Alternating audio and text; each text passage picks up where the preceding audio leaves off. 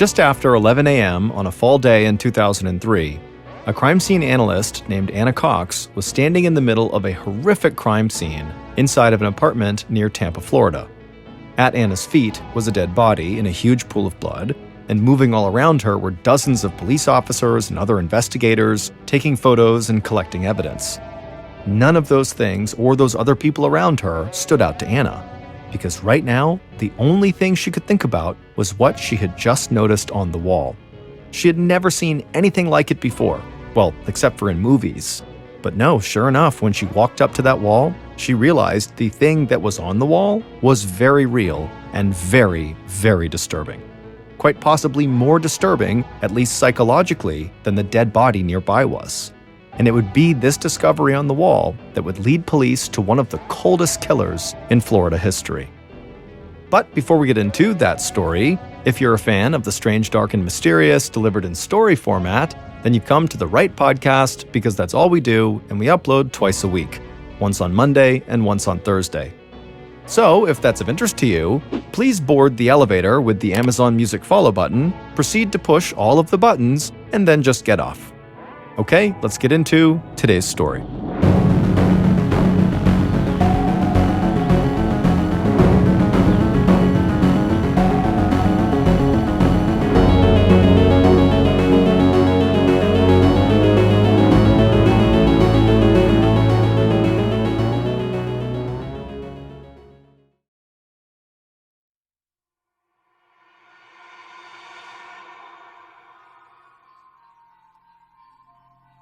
On October 10th, 2003, Karen Pinnell was spending a Friday evening alone with her 2 cats at her apartment just outside of Tampa, Florida. Karen loved the Florida lifestyle, the beaches, scuba diving, nightlife, all of it. But the 39-year-old was happy to have some time alone at home by herself that night. She had a really early shift the following day as a customer representative at Tampa's busiest airport. So she just wanted to relax tonight and then go to bed early and get a good night's sleep. Karen grabbed her cell phone and ordered a pizza.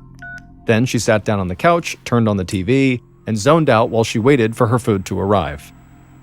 Karen was beautiful, with long, wavy brown hair and dark eyes. She was a former model and flight attendant who had always had more men chasing her than she knew what to do with. There were so many boyfriends, in fact, that Karen came up with nicknames like Car Guy and Doctor Pilot to help her friends keep the cast of characters straight. And Karen could get entire rooms full of people to burst out laughing whenever she talked about all these guys she had dated, because she told great stories and had a great sense of humor. Karen's sense of humor made her perfect for her job at the airport, where she spent her days at work helping stressed-out travelers, and she always managed to do it with a smile on her face. But Karen's easy smile hid the fact that she was actually having a hard time in her personal life. 2 years earlier, Karen had been through a really bad divorce. Then, right after that, she had been diagnosed with multiple sclerosis, or MS for short, which is a debilitating disease that can lead to nerve damage, blindness, and even paralysis. And recently, Karen had begun having blackouts from her MS, and it made her worry about the future. She knew that her MS would likely only get worse. On the couch, Karen watched the end of a TV show. Then she stood up and walked outside to get her mail. She took a stack of envelopes out of the mailbox and then headed right back inside to the couch. As she sat there, she flipped through the envelopes and tossed all but one of them on the coffee table. Karen stared at the remaining envelope in her hand, and she could feel her shoulders tense up. It was a bill from her doctor's office. Karen opened the envelope and scanned over the bill. She almost felt like crying. Her health insurance did not fully cover the cost of the steroid injections she was getting for her MS, and so she owed her doctor thousands of dollars. Karen had gotten a judge to require her ex-husband to increase his alimony payments to help her pay her growing medical bills. But her ex-husband was still trying to fight the judge's ruling, so she wasn't actually getting any of the money that she really needed. She tossed the doctor's bill onto the table with the rest of the mail and tried her best to relax and keep watching TV. But she just kept thinking about her ex-husband, and that stressed her out even more. Karen had been married for 5 years to a handsome scuba diving instructor named Jeff. The first years of their marriage had been some of the happiest in her life, and there were still times when Karen wished that she and Jeff had never split up. But the court battle over the alimony payments had shown her an ugly side of Jeff. So Karen often tried to remind herself that getting divorced had definitely been the right thing to do. And Karen's friends and her brother Michael always tried to reassure her that she had been right and that things were going to get better. They told Karen she was beautiful and smart and that she would find the perfect guy for her. Karen appreciated her friends' and family's support, but she knew they were subtly trying to get her to date more respectable guys than some of the ones she had been involved with recently. A coworker had told Karen flat out that some of the guys she had dated seemed dangerous, especially the biker with a serious drug habit and a bad temper. Karen had always thought of herself as someone who could handle men. After all, she had grown up with 5 older brothers, and her mother had died when Karen was only a little girl. So Karen was used to being the only woman surrounded by men.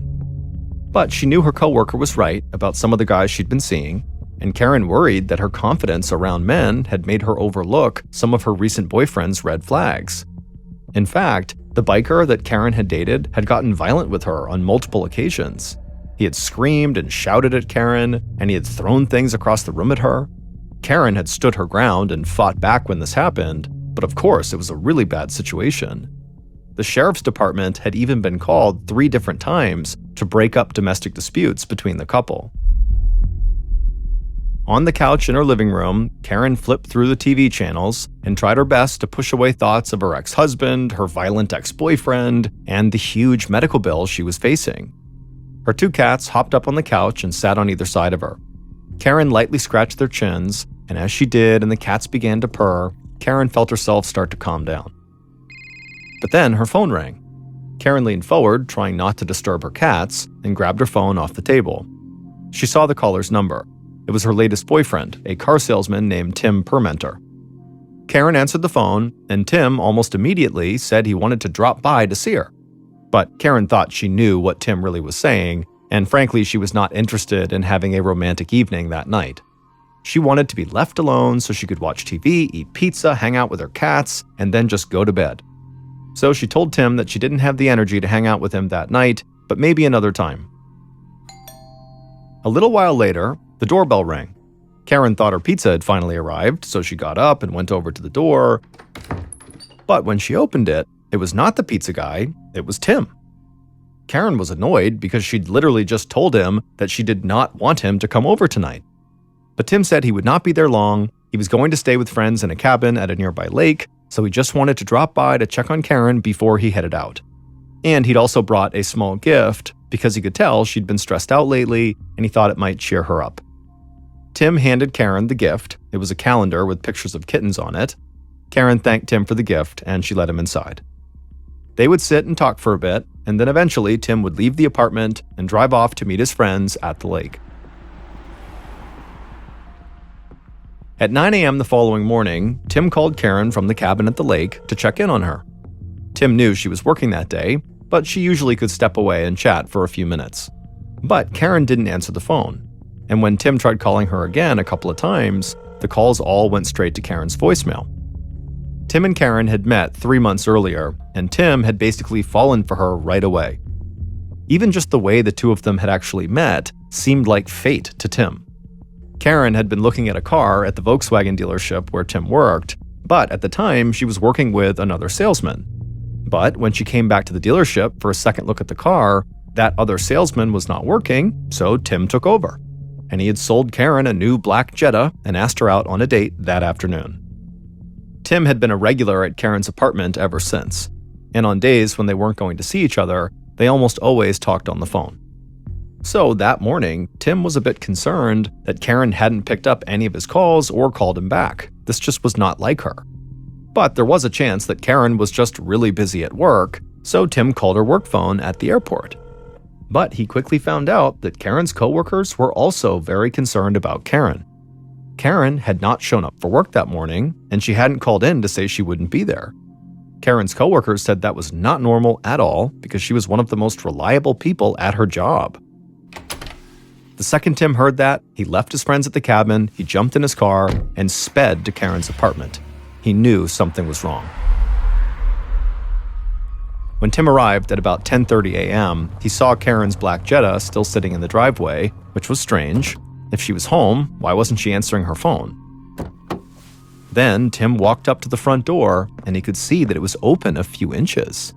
Alarmed, Tim pushed the door the rest of the way in, stepped into the apartment, and yelled out for Karen. But the second he walked forward into the small dining room, he knew that Karen would not be answering back. Tim saw Karen lying on the floor in a pool of blood. Her upper body was covered with deep wounds, and when Tim touched her skin, Karen was cold. Tim grabbed his phone out of his pocket and dialed 911. His voice cracked as he told the dispatcher that he needed help right away. His girlfriend was on the floor, covered in blood. After Tim got off the phone, he just ran outside and began vomiting. A few minutes later, Tim was still bent over, struggling to catch his breath, when he saw two sheriff's deputies step out of their cruiser. Tim wiped his mouth and motioned the deputies over towards Karen's front door, and then he continued to throw up.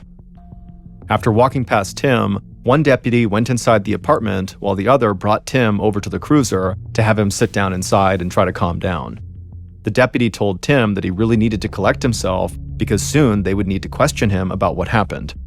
Tim nodded and then put his head in his hands.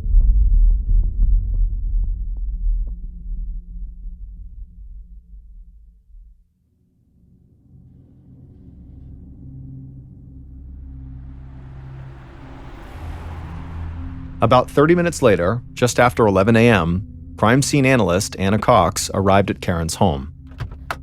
Cox went inside and saw the place was already crawling with police. She made her way through the crowded apartment to the dining room, and she saw that the walls were covered with blood spatter. She thought the pattern of the blood suggested there had been a struggle and that Karen had tried to escape from her attacker. Cox crouched down near Karen's body. She saw smaller cuts on Karen's forearms that supported the theory that Karen had tried to fight off her killer. Those cuts on her arms were defensive wounds that someone suffers when they try to hold off a frenzied knife attack with their bare hands. Looking at the pool of dark blood on the floor under Karen's shoulders, Cox was struck by how hard this woman must have fought to try to stay alive, and Cox was determined to make sure that fight had not been for nothing. She couldn't do anything to change what had happened to Karen, but Cox would use every piece of evidence at the scene to help investigators find the person who had committed this horrific crime. Police officers told Cox that the sliding glass doors in the back of the apartment appeared to have been broken into. They thought that might suggest some kind of burglary, and Cox could see Karen's handbag turned upside down on the kitchen counter, which seemed to reinforce the burglary angle. But looking at the bloody body at her feet, it was hard for Cox to believe someone would do that to another human being just for the contents of a purse. But just then, Cox happened to glance at the wall near Karen's body, and for a second, it was like everything else in the room disappeared. 3 capital letters, R-O-C, were handwritten in blood on the wall about a foot above the floor. Cox looked more closely at Karen and saw blood on the tip of her index finger. Then Cox looked back at the wall, totally stunned. Had Karen spent her final moments writing a message in her own blood? Suddenly, Cox felt like she was in a Hollywood movie. In 10 years of scouring crime scenes for evidence, she had never seen anything like this, the last words of a victim written in their own blood. And she knew the first job of the investigative team would be to try to figure out what the letters R-O-C meant.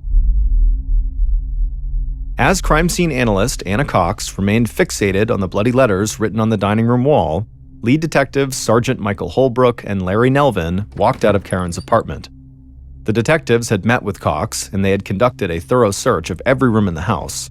Now they wanted to talk to Karen's boyfriend, Tim, who was still sitting in the back seat of the police cruiser parked in front of the apartment. When police had first arrived, Tim had been a complete wreck, vomiting constantly on the ground. But when he stepped out of the cruiser and joined the detectives, he was now much more calm, and he said he wanted to help in any way he could. Tim told the detectives that he had stopped by Karen's place the night before to give her a gift, that kitten calendar, before he headed off to see his friends. Detective Holbrook wanted to know why Tim did not spend the night with Karen, and Tim said he knew Karen had to wake up for work, which is why he had made plans to stay with his friends at a place on Moon Lake 30 miles away. Tim said he'd left Karen's at about 7:30 p.m., and as far as he knew, Karen was going to eat some pizza, watch some TV, and then go to bed. Holbrook didn't say anything, but Tim's story sounded plausible. Investigators had found a partially eaten pizza in Karen's kitchen, along with a receipt showing it had been delivered at 8:48 p.m. So Karen must have been alive at least until then. Tim told the detectives that he had gotten worried about Karen that morning when he learned she had not gone to work. And so that was why he had drove back to her place to investigate. And of course, that was when he made his horrifying discovery and called 911. The detectives asked Tim if there was any other information he could think of that might help their investigation. Tim thought for a second, and then he looked back up at the detectives and said there was something else they should know. But it really didn't have anything to do with Karen. Tim knew investigators would check into his own criminal record, so he wanted to be upfront with them. He said he had served time in prison for something stupid he'd done more than a decade earlier. He had gotten into an altercation with another guy, things had gotten out of control, and he and the guy ended up getting their guns and shooting at each other. Both Tim and the other gunman were wounded in this fight, and Tim was convicted of attempted murder. But Tim swore he was a new man now. He was a successful car salesman, a good friend, and he was very much in love with Karen. And he said investigators were more than welcome to search him, his house, take his computer, take his fingerprints, whatever they wanted to do. All he cared about was finding the person who did this to Karen. The detectives were kind of shocked by what Tim had just told them, but they thanked him for being so honest. Then they asked him who might have had a reason to hurt Karen. This time, Tim didn't need to think. He already had the answer. He said there were two guys the police had to talk to. The first was Karen's ex-husband, Jeff, who was locked in a court battle with Karen over alimony payments that he didn't want to make. And the second guy they needed to look at was one of Karen's ex-boyfriends, who had lived with her for a short time. The ex-boyfriend was a big biker, and he had been abusive before he moved out. And recently, he had apparently begun harassing Karen about some desk she had that he claimed belonged to him. Tim told detectives that Karen was a very strong person who believed she could take care of herself in all situations, but Tim said he knew she was terrified of her ex-boyfriend, the biker. Detective Holbrook asked Tim for the name of this biker, and Tim would say the biker's name was Rock Herpich. Rock spelled R-O-C. Suddenly, the detectives felt like they knew what R-O-C meant.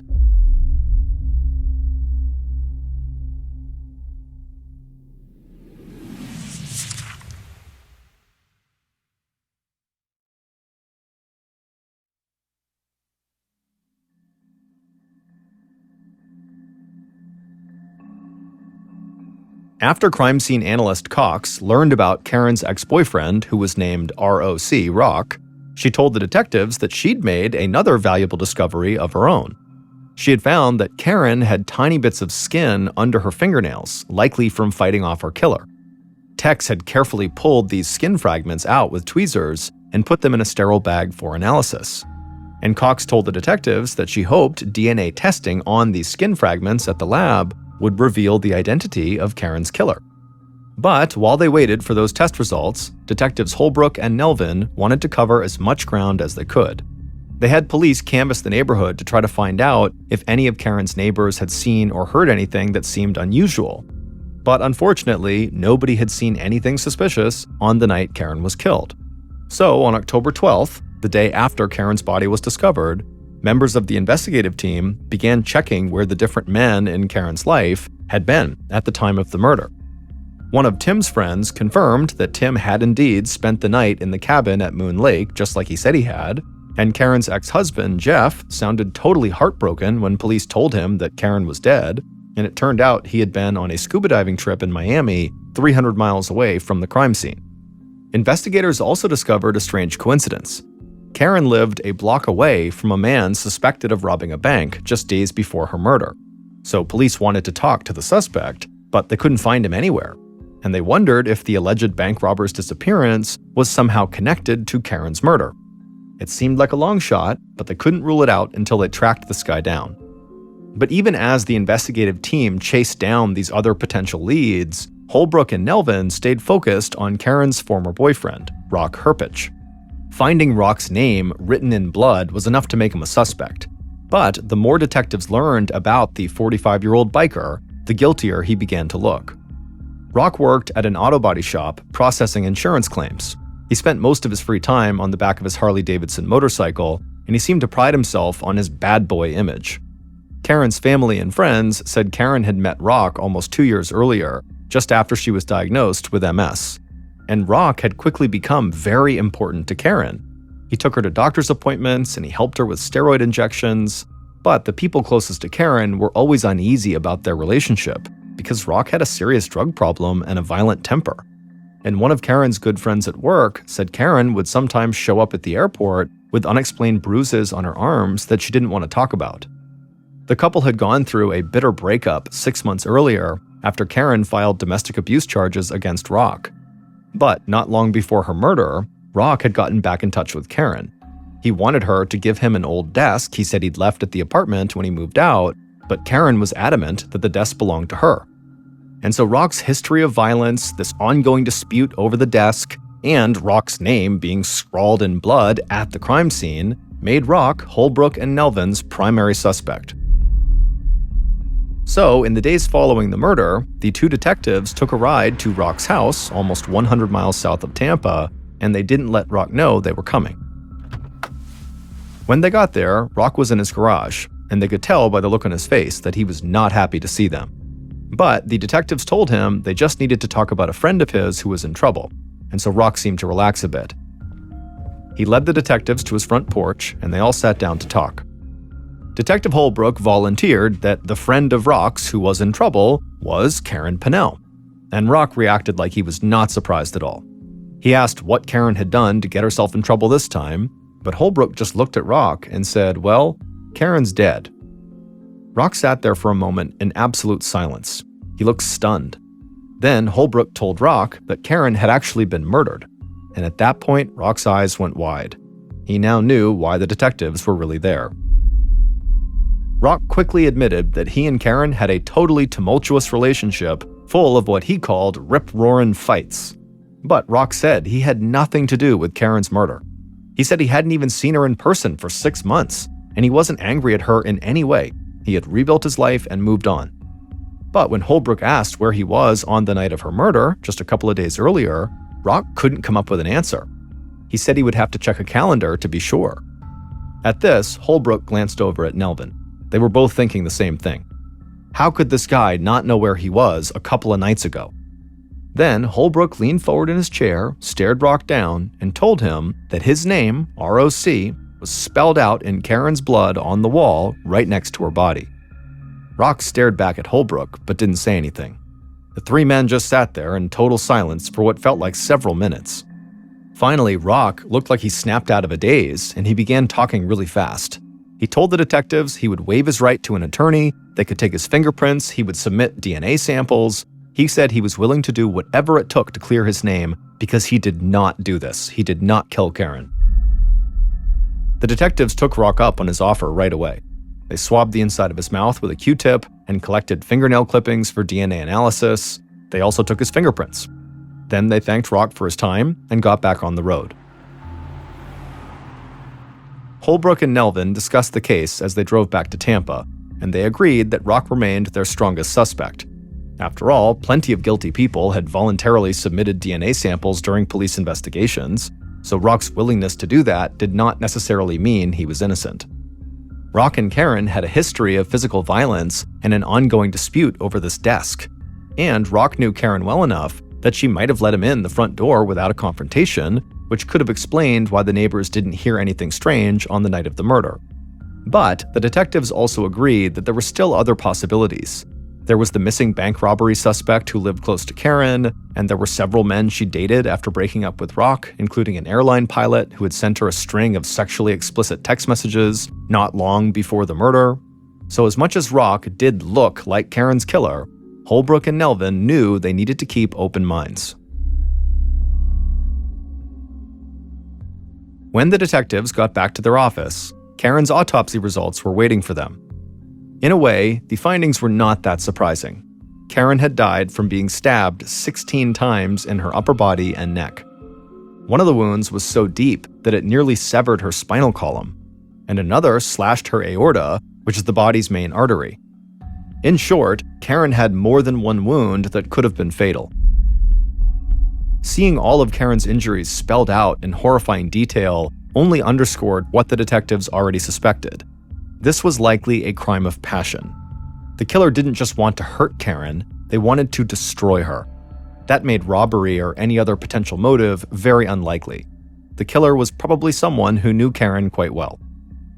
Unfortunately, the DNA analysis of the skin found under Karen's fingernails was inconclusive, so investigators knew they would have to find another way to identify their killer. But there was something in the autopsy report that took Holbrook and Nelvin by surprise. Karen, despite having ordered pizza, had no pizza in her stomach.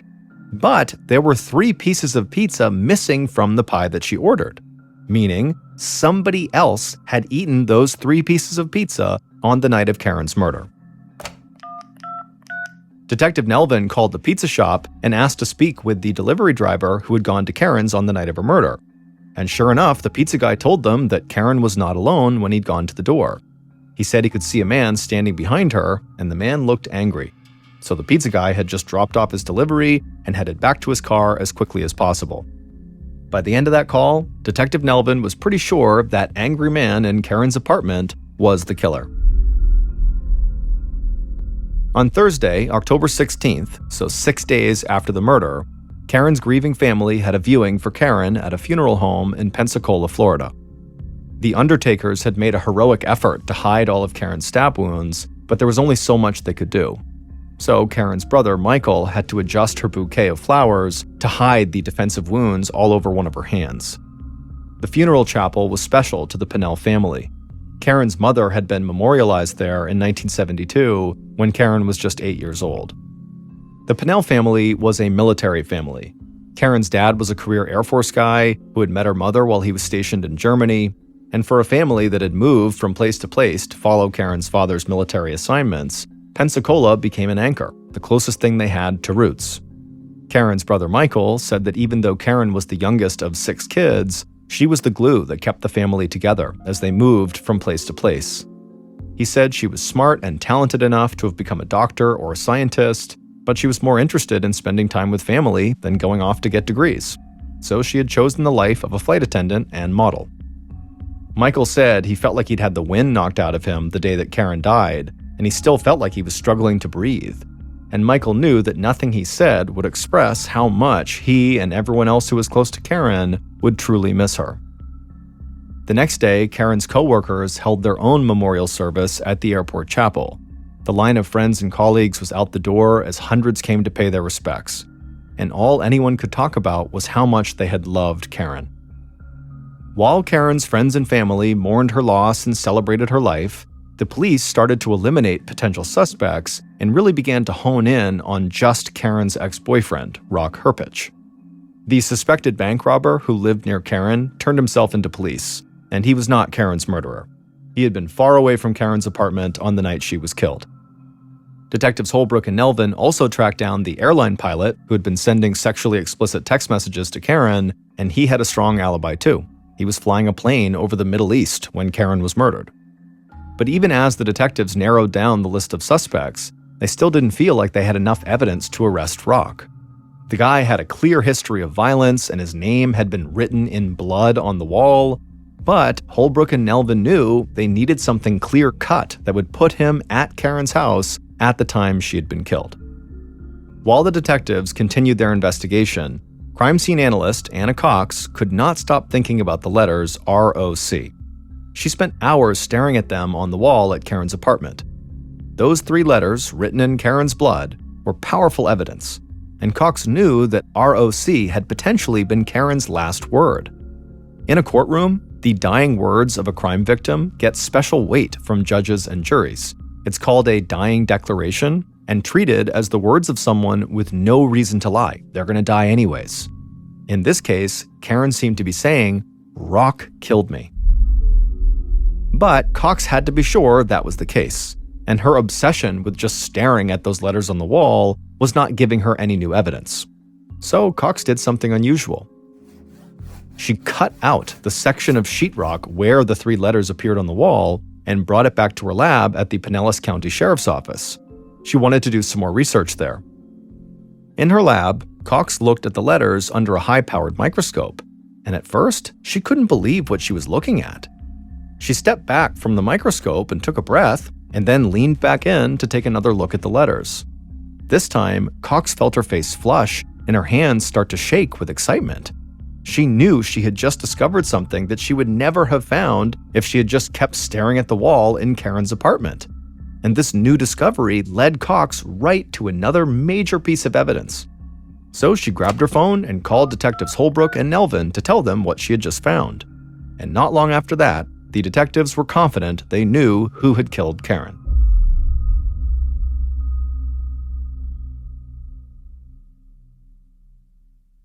Based on Detectives Holbrook and Nelvin's investigation and the research conducted by crime scene analyst Anna Cox, here is a reconstruction of what police believe happened to Karen Pennell.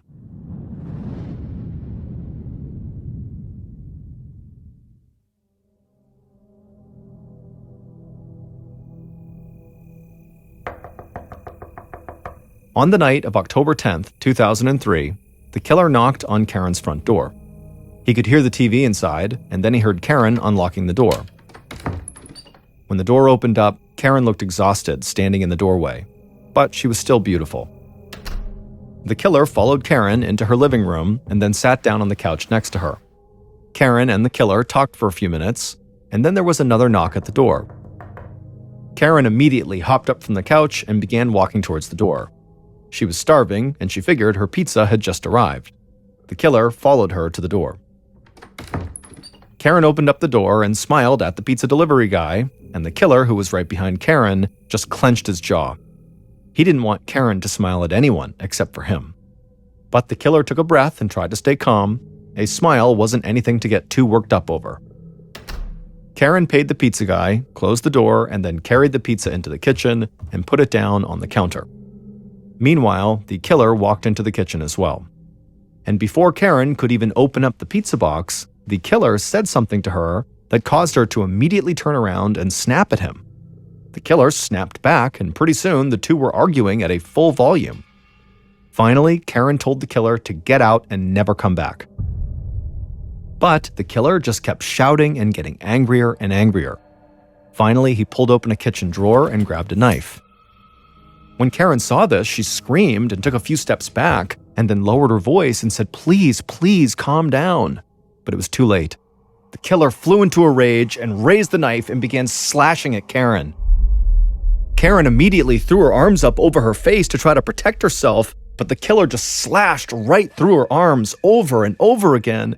And so finally, when Karen knew she couldn't fight her killer off, she just turned and ran out of the kitchen, a final attempt to get free and save herself. But the killer caught her in the dining room. He grabbed Karen and slammed the knife into her back. Then the killer turned Karen around, pulled the knife out, and stabbed her again, this time in the chest. Karen fell into her back on the dining room floor, covered in blood. But the killer wasn't done. The killer crouched over her, stabbing her in the neck and the chest over and over again.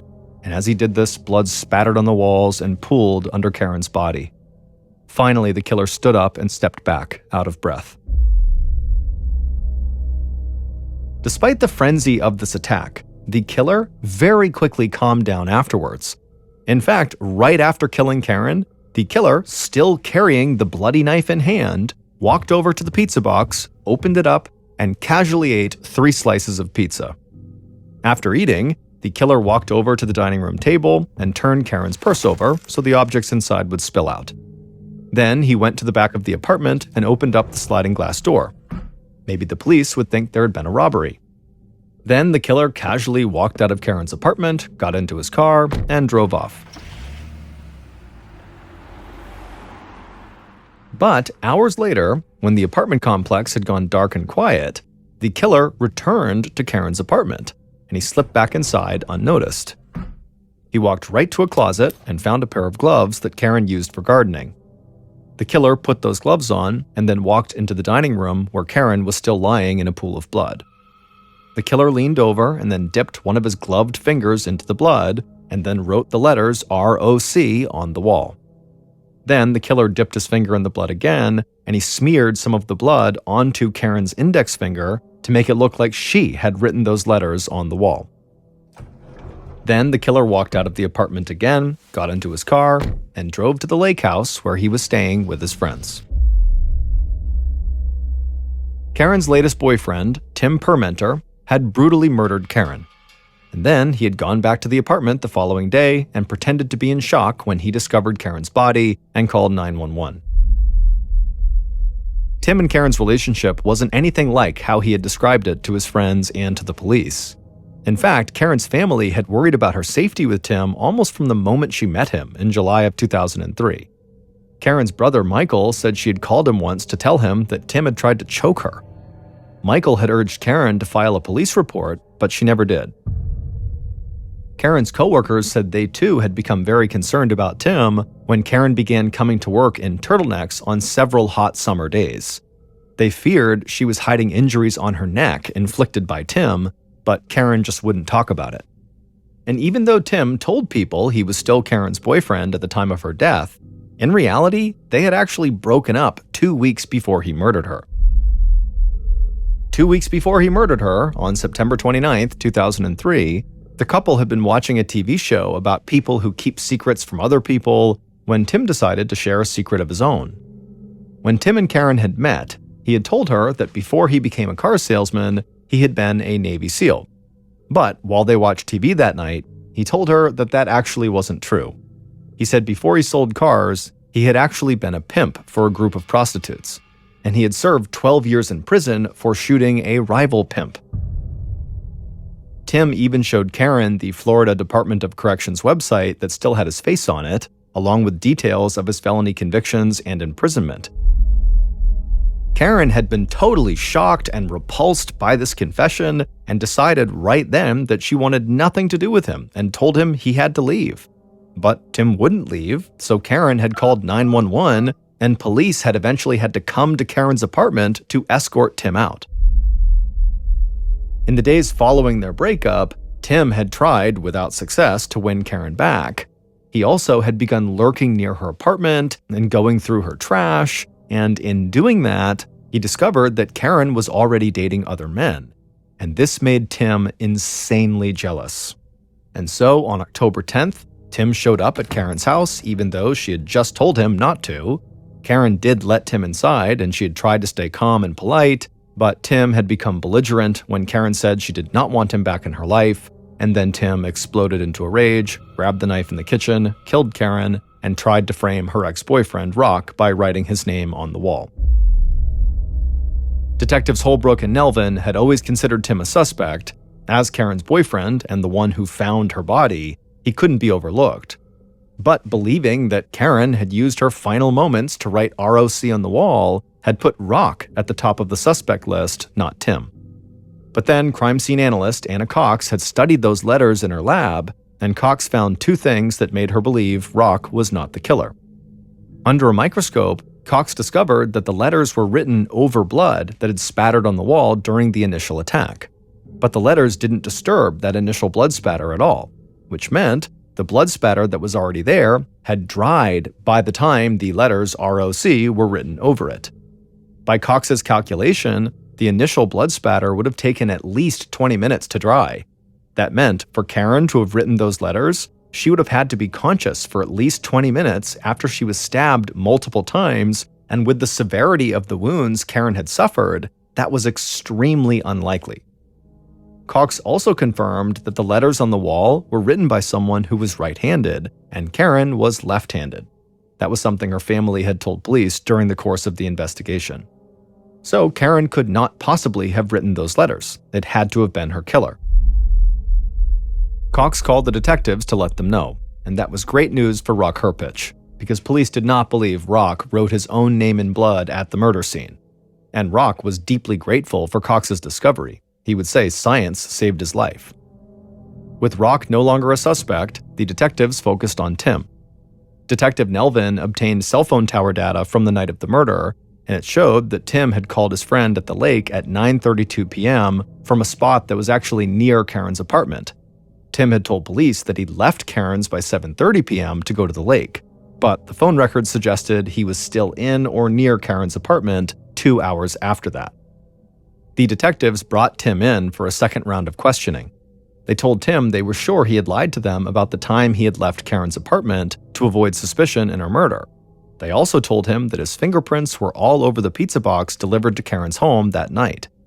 As the detectives continued to throw questions at Tim, He had no answers. He just sat there in the interrogation room, covering his face for a long time. And Detective Holbrook said that when Tim did finally look up and look him in the eyes, it was like Satan had suddenly entered the room. Tim was ultimately convicted of murder and sentenced to life in prison without parole. Years after Karen's death, her brother Michael said publicly that he didn't want people to remember Karen just for her murder. He wanted people to remember her for who she was, an engaging, brilliant, beautiful woman.